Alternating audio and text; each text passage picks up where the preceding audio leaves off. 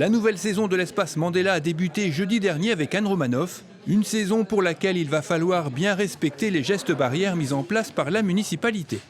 Bienvenue à l'espace culturel qui ouvre enfin ses portes après de longs mois de fermeture.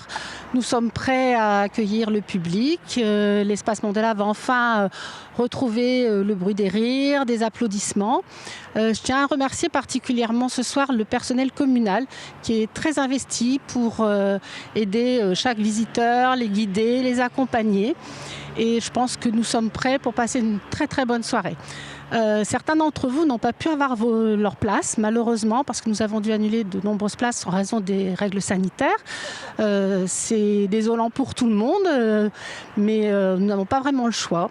Nous espérons retrouver quand même chacun d'entre vous sur d'autres spectacles. La saison démarre à peine et beaucoup de choses sont prévues et de très très beaux spectacles sont en prévision aussi. Voilà, merci et à très vite à l'espace Mandela. Anne Romanoff a donc ouvert cette saison avec son spectacle Tout va bien, où elle a passé en revue les réseaux sociaux, Emmanuel Macron, les femmes divorcées, les sites de rencontres ou encore le culte de l'apparence.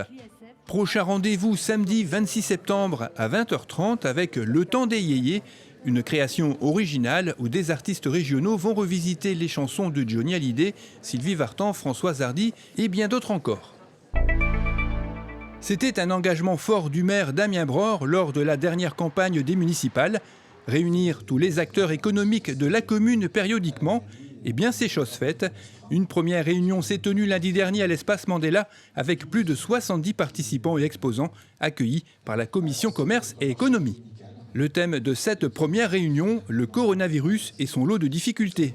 Pour répondre aux nombreuses questions des représentants des principaux organismes, la Chambre des métiers et de l'artisanat, l'URSSAF, la Chambre de commerce et de l'industrie, le tribunal de commerce, la région et la métropole européenne de Lille, afin de permettre à chacun d'identifier les aides disponibles et le bon interlocuteur à contacter.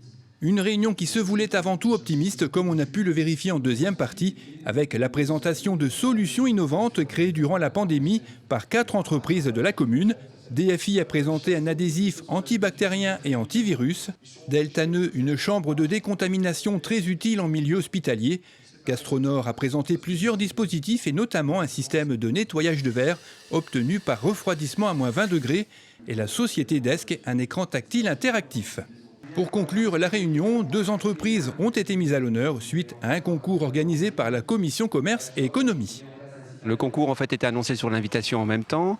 Le but c'était de déposer un dossier en mairie, valider en fait ce concours par rapport à une prestation ou éventuellement un produit innovant suite à la Covid. Et ce concours permettait en fait d'avoir un petit prix. Ce petit prix permettra d'accompagner les entreprises ou le commerçant à développer son engagement soit économique, social et durable. Et nous avons décidé par la commission de l'économie d'élire la pâtisserie L'Essieux, boulangerie, et Deltaneux pour sa période Covid avec son évolution avec une structure gonflable en 2 minutes. Un format de réunion qui a séduit les participants et qui pourrait même encore évoluer. On aimerait bien, avec la commission, c'est de les réunir par quartier, faire ça beaucoup plus simplement, c'est-à-dire le quartier de la Choc, le quartier de Wemacar, le Bourg, c'est les commerçants entre eux. On sera à l'initiative de éventuellement la date, le lieu, mais c'est de se mettre un peu en retrait, de les laisser discuter et de travailler sur la problématique. Et éventuellement échanger sur le commerce, comment on peut améliorer le commerce dans leur quartier. La météo clémente a permis à la soirée de se clôturer sur le parvis de l'espace Mandela avec un moment convivial. La mairie accueille actuellement une exposition du peintre Christelle Baudouin intitulée « Poésie virale ». Autodidacte, elle pratique la peinture depuis l'âge de 4 ans et s'amuse avec les formes et les couleurs avec le regard d'un enfant. Son travail minutieux est réalisé en utilisant des acryliques vinyliques. Mon principal sujet, c'est la solitude, que j'essaie d'apprivoiser au mieux et que je pense avoir apprivoisé aujourd'hui.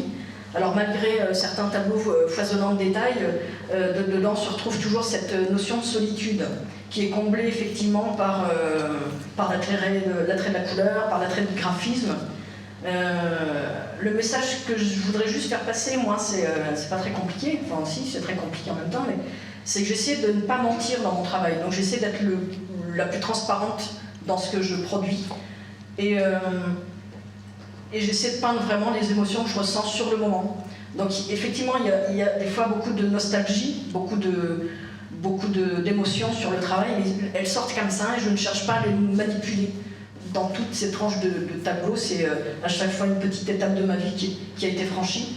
Alors par curiosité, là ça n'a pas été mis, mais vous pourriez me poser la question, chaque tableau a un titre, et chaque titre c'est peut-être un événement de ma vie qui a été marquant, et du coup j'avance comme ça et ça me permet de faire le point aussi sur ce que je fais et sur, sur mon travail vraiment d'artiste. Voilà. La répétition sans fin des feuilles, des coquelicots, des maisons ou encore des antennes, comme une idée de virus qui se répand, apparaît de plus en plus clairement dans ces dernières créations.